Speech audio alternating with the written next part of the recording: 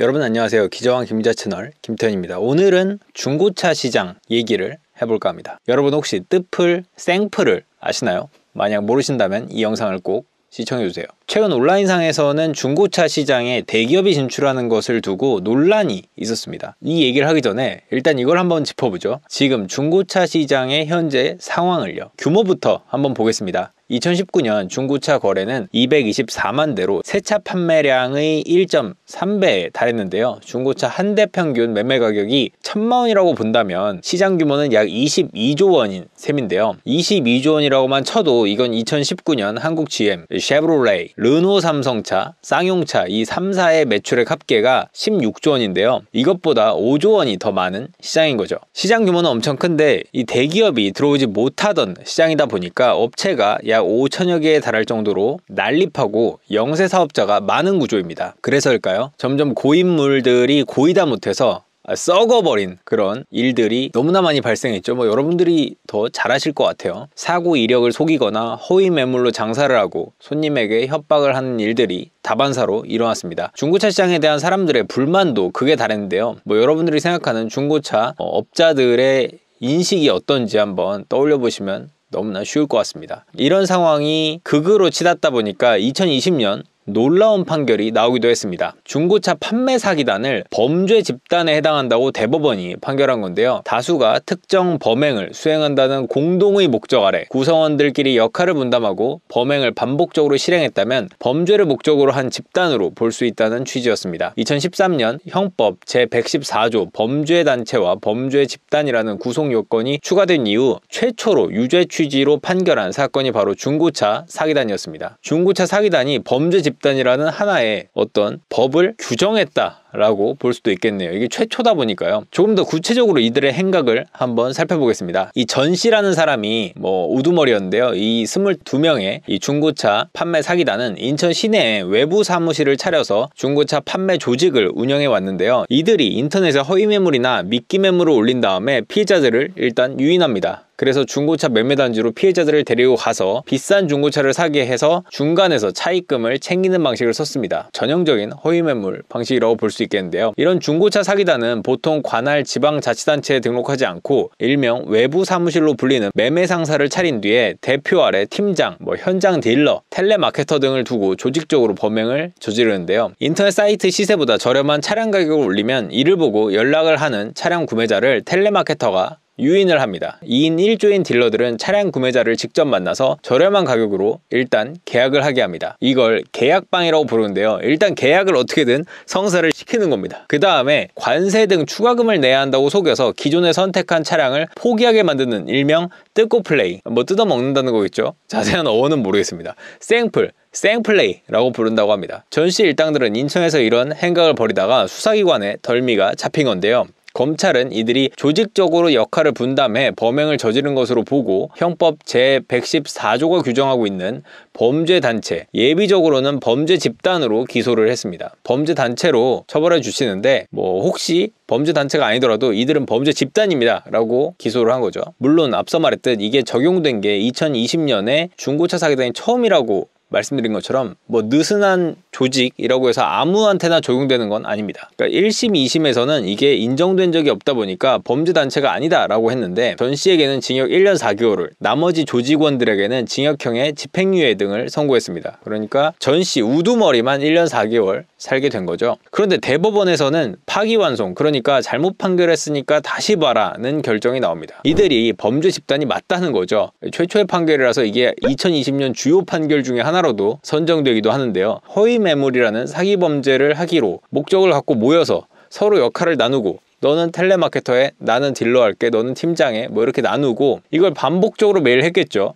허위 매물도 매일 사이트에 올리고 목적을 갖고 만나서 서로 역할도 있고 매일매일 그 사기를 치면 너희는 범죄 집단이다 라는 거였습니다. 이게 인천지법으로 다시 돌아가서 전원 범죄 집단 유죄가 나왔다고 합니다. 이 판결 이후에는 중고차 사기업체들이 전부는 아니지만 범죄 집단으로 판결되고 있는 상황이라고 합니다. 다음으로 범죄 집단으로 판결한 집단이, 그러니까 중고차 사기단 이후에 인정된 범죄 집단이 바로 박사방, 조주빈 등이었습니다. 그러니까 우리는 지금 중고차를 사려면 범죄 집단을 만날 수도 있다는 우려를 갖고 살아가야 한다는 거죠. 또한 살 때도 그렇지만 팔 때도 싸게, 터무니없이 싸게 파는 경우도 있고요. 참 놀라운 상황인데요. 이게 아무래도 이 영세 사업자들이 많고 또 그들만이 할 수 있다 보니까 이게 좀 시스템도 첨단화, 자본도 들어와서 앱을 만든다든가 대량으로 뭔가 구매를 한다든가 이런 상황이 있어서 시스템 전체가 개선될 필요가 있지 않나 싶은 생각이 들 수밖에 없는 상황입니다. 물론 중고차 시장에 대기업 진출이 없었던 건 아닙니다. 1999년 SK그룹 사내벤처로 출범한 SK엔카, 이 SK엔카가 2000년 사업을 시작하면서 내건 모토 트러스트 SK엔카, 대기업이 하면 다릅니다 라는 건데요. 노골적이에요. 노골적으로 중고차 업계에서 대기업이 들어오길 사람들이 얼마나 바라는지를 알고 정확하게 그 문구를 넣은 거죠.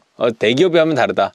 이런 구호를 내세운 바 있는데요. 실제로 SK엔카가 들어오면서 소비자에게 불만이 있기보다는 오히려 조금이라도 경쟁을 통해서 소비자가 고를 수 있는 선택지가 넓어졌으면 넓어졌고 나아졌으면 나아졌지 나빠질 건 없지 않나 라는 생각은 듭니다. SK엔카 들어왔다고 해서 우리가 나쁠 건 별로 없었죠. 근데 지난 2013년에 정부가 중고차 매매업에 대해서 중소기업 적합 업종으로 지정을 하면서 대기업의 중고차 시장 신규 진출과 확장이 제한됐습니다. 그래서 결국 SK그룹도 기존에 운영하던 SK엔카 사업을 매각을 했는데요. 그래서 지금은 SK마크도 떼고 K카라고 이름도 바꿨죠. 이런 걸 봤을 때 KB차차차 등 이런 대기업이 들어온다고 했을 때 지금 너무나 혼탁한 상황이다 보니까 이게 들어온다고 해서 소비자들이 뭔가 가격에 대해서 불합리함을 느낀다거나 소비자들이 불편해한다는 것보다는 조금이라도 나은 게 많지 않았나, 지금까지의 경험으로는 그렇지 않았나 싶습니다. 교통연대와 자동차 10년 타기 운동본부에서는 중고차 시장 개방을 통해서 자율시장 경쟁을 하게 하고 허위 매물과 사기 등의 피해를 줄일 수 있다고 판단한다고 했습니다. 그러니까 자율적으로 경쟁이 늘어나면 당연히 허위 매물 하는 데는 낙인이 찍히고 다시는 굳이 허위 매물 하는 데를 가기보다는 소비자들이 좋은 선택지가 많지 않겠냐,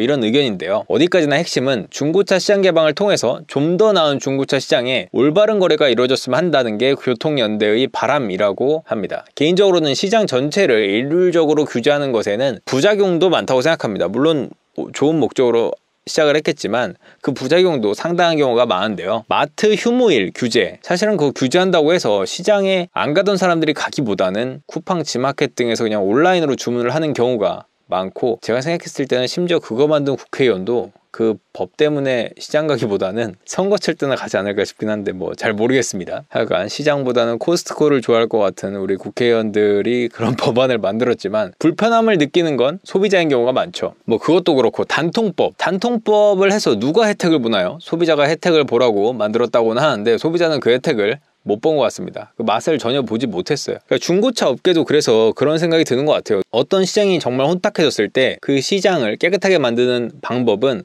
교육이나 어떻게 의식 개선이나 이런 게 아니라 용산 전자상가 횡포가 극심했을 때 이를 정화한 건 교육이나 벌금이나 이런 게 아니라 다나와나 컴퓨존 같은 업체 경쟁을 통해서 선도했던 업체들이 아닌가 싶습니다. 현재 현대자동차가 중고차 시장을 진입하겠다고 나오면서 말들이 많은데요. 현대차가 들어오든 말든 사실은 그건 별로 관심은 없고, 현대차가 아니라 그 누구라도 삼성이나 LG나 혼탁해진 업계에 들어와서 깨끗하게 팔고 고객에게 신뢰감을 줄 수 있고 경쟁을 통해 시장을 바꿔나갈 수만 있다면 누구라도 일단 들어오게 하는 게 맞지 않나, 저는 개인적으로 그렇게 생각하는데 실제로 동반성장 위해서도 비슷한 생각을 했던 것 같아요. 원래 중고차 시장은 생계형 적합 업종, 그러니까 대기업이 들어오면 안 되는 업종이었는데요. 이게 풀린 것도 동반성장위의 결정이었습니다. 이 동반성장위가 이 생계형 적합 업종을 신청한 업계 중에서 유일하게 장류, 제조업, 그러니까 된장고추장 만드는 거, 서점업, 자판기 운영업 등 이런 생계형 적합 업종들이 있는데 이런 업종들을 신청한 것 중에서 유일하게 제외한 게 중고차 시장이었습니다. 대기업이 들어와도 된다고 하는 건데요. 이렇게 결정하게 된 건 동반성장위가 산업 경쟁력과 소비자들에게 미칠 수 있는 부정적인 영향도 반영을 했다고 말을 합니다. 그러니까 중고차 시장은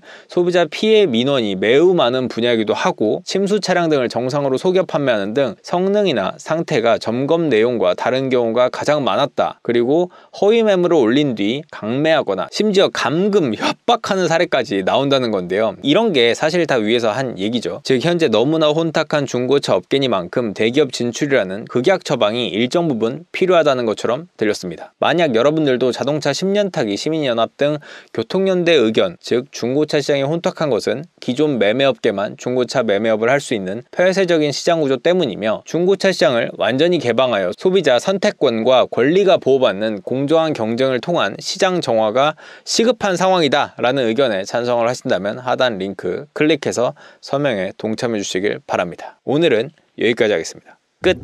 구독, 좋아요, 알림 설정까지 부탁드립니다. 20만 가자!